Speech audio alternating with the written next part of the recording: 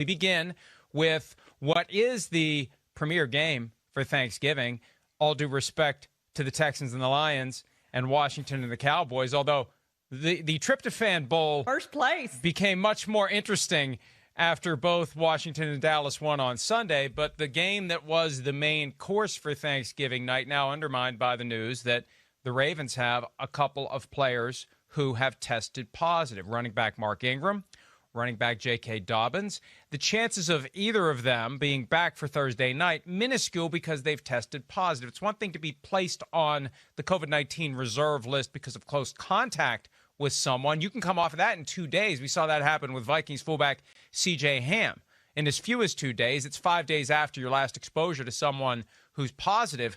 But if you're positive, you're not getting back that quickly. So people are thinking, well, will the game be postponed? Could they play it on Sunday? Could they play it on Monday? No. The NFL's approach has become, and I think it started with the Buccaneers-Raiders game several weeks back, get the games in. You're down a guy, call a man up. You need a guy, sign somebody. Find somebody. You have to be ready to go. It's on you to field a team. And if you're down one guy, 5 guys, 10 guys, I don't know what the critical mass would be. We haven't seen more than 6 or 7. And usually guys who are gone in bulk, a lot of them come back anyway, Charean. But the NFL has determined they're going to get the games played. So even without Mark Ingram, even without J.K. Dobbins, hey, you still have Gus Edwards. You still have whoever else may be on your roster. You can call guys up. You can sign somebody. You can go get Ray Rice again if you need to. Whatever it takes, you have to field a team. You have to be ready to go. We are getting this game in. We are not going to vacate that window. We are not going to be in a position where you have to pay back NBC the value of having that game to a captive audience on Thursday night, period. Hey, play Lamar Jackson at running back. Play RG3 at running back. You have Justice Hill. You have Gus Edwards. Go play with what you have. And that is kind of their approach, Mike. But it just seems like we're just right on that edge right now of having to go to a Week 18. We're just so close. I mean, every day guys go on, and it's guys testing positive. It's not just close contacts. It is guys testing positive. And we know from the general population that people are testing positive. The numbers are spiking, and Thanksgiving is coming, and it's just going to escalate.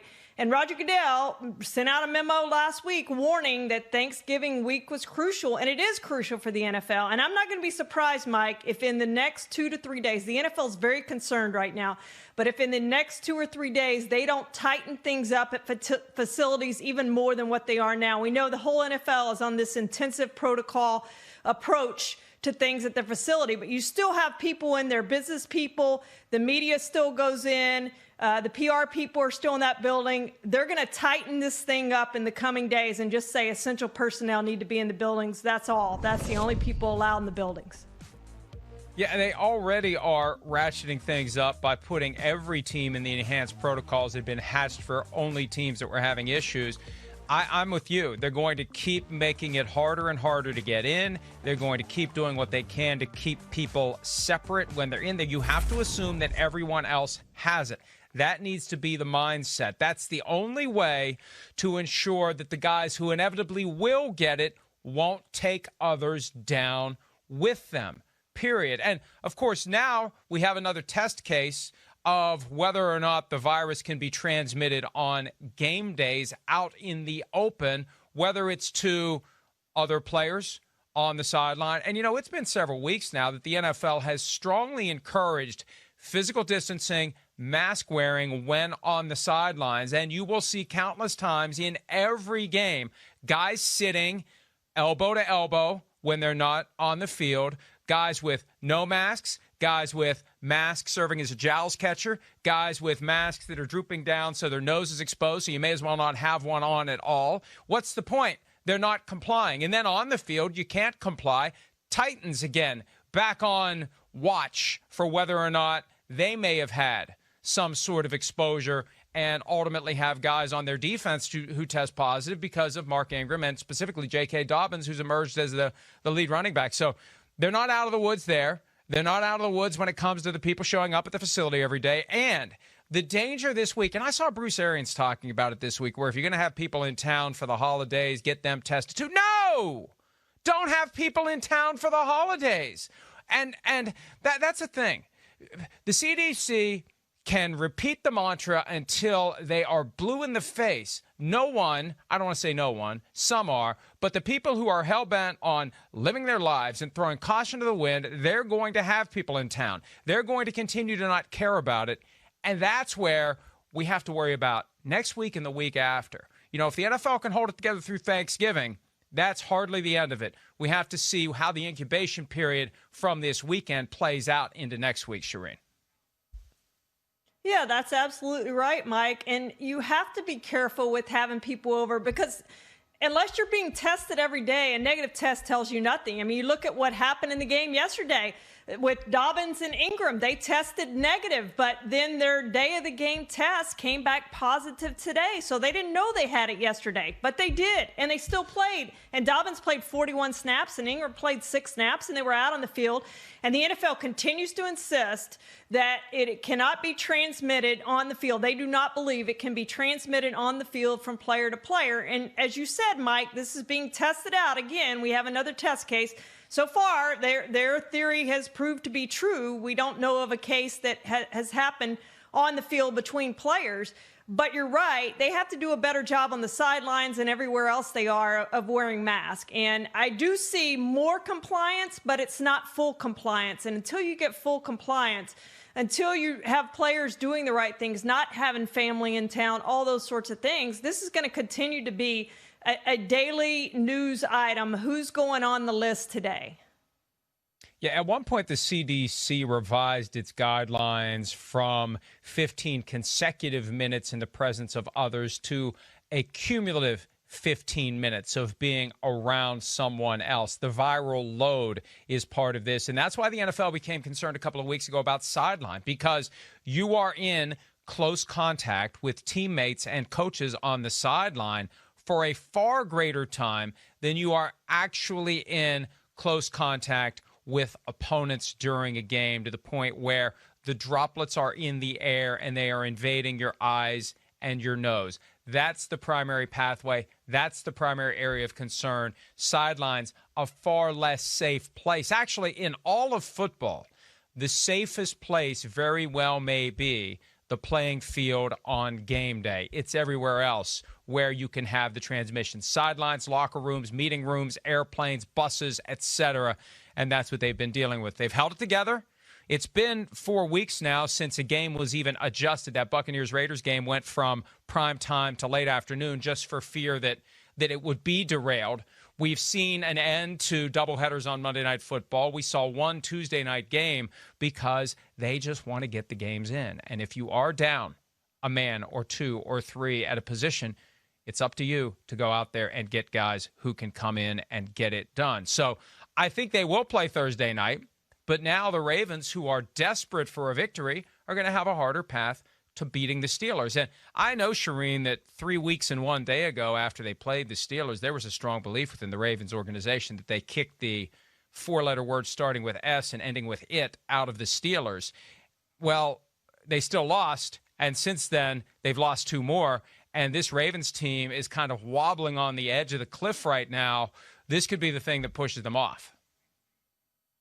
Yeah, Mike, this is the team I picked to win the Super Bowl for the season, unfortunately. I know you picked the Bucs. I had the Bucs going in the NFC, but they, to me, don't even look like a playoff team. Forget a Super Bowl team. They don't look like a playoff team. And they are desperate for a win. And if they're going to stay in the playoff race, they have to win this game. And I don't know how they're going to do it against this Steelers defense, which we know is so very good. Lamar Jackson's going to have to take a lot on his shoulders, and he's going to have to play much, much better than he has at all this season. He needs to play like he did last season if they're even going to have a chance to stay with the Steelers. The Steelers are playing at a different level. And Mike, going into this year, we talked about COVID being a huge factor. The team that had the fewest COVID cases, that could stay the healthiest and stay COVID-free, was the team that probably was going to win the Super Bowl. And you look at the Pittsburgh Steelers and what they've managed to do health-wise and COVID-wise, and that's why they are where they are, or a big reason why they are where they are. And I really wish that the two sides, management and labor, would decide simultaneously We just need to put everyone in hotels for the rest of the regular season, and then for the 14 teams that make it to the playoffs for the rest of the postseason. Because this same concern we have now about Thanksgiving gatherings resulting in a delayed reaction rash of positive cases and potential outbreaks, Charean, we're going to be having that same conversation when Christmas rolls around. It's going to be the same issue. People coming in town, people being around other people, just kind of being loose and celebratory, and maybe a little eggnog and maybe a little wine and maybe a little of both. And that's when people start to drop their protective shield that will keep them from getting too close to somebody, getting themselves exposed, and then we could have outbreaks happen just as the playoffs are unfolding. So it needs to be an area of concern, and the sooner they get everybody in hotels, the better off they will be. And yes, this is an advantage for the Steelers, and the Steelers have had their issues, but not like some of these other teams. And now the Ravens dealing with a major issue as they try to avoid falling to 6-5 from 14-2 last year to 6-4 this year. And we saw the schedule. They get past the Steelers. If they can find a way to win it, and they are going to be very desperate, and they're going to be dangerous. Any NFL team is more dangerous when desperate. On the other end of it, there are some winnable games there. And it's weird to think right now the Browns are ahead of the Ravens in the division because the Ravens beat the Browns 38-6 to start the season. But look at that. Cowboys, Browns, Jaguars, Giants, Bengals. Even if they lose to the Steelers and fall to 6-5, 11-5 isn't out of the question. And 11-5, even though it kept the Patriots out in 2008, when there were 6 teams in the postseason field in the AFC, you would think 11-5 would get the Ravens in.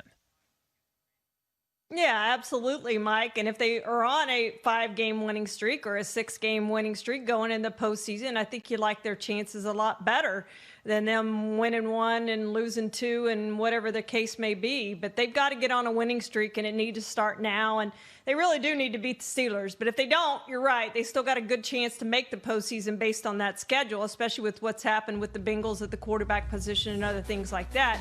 But they do need to get on a roll here pretty quickly to stay in this thing. Right now, the Baltimore Ravens and the Miami Dolphins would be on the outside looking in. And look at the Browns at 7-3, and they should finish 10-6, maybe better. Maybe they beat the Ravens. Who knows? It's ugly. It's not inspiring. It's not exciting, but it's effective and good for the Cleveland Browns, and we're happy for the folks in Cleveland. Minnesota is another area of COVID-19 concern. Just this afternoon, Adam Thielen, star receiver, had a couple of touchdowns yesterday. He's had one-handed catches galore lately. He is on the COVID-19 reserve list, which is unfortunate for a Vikings team that I think is now down to its last chance.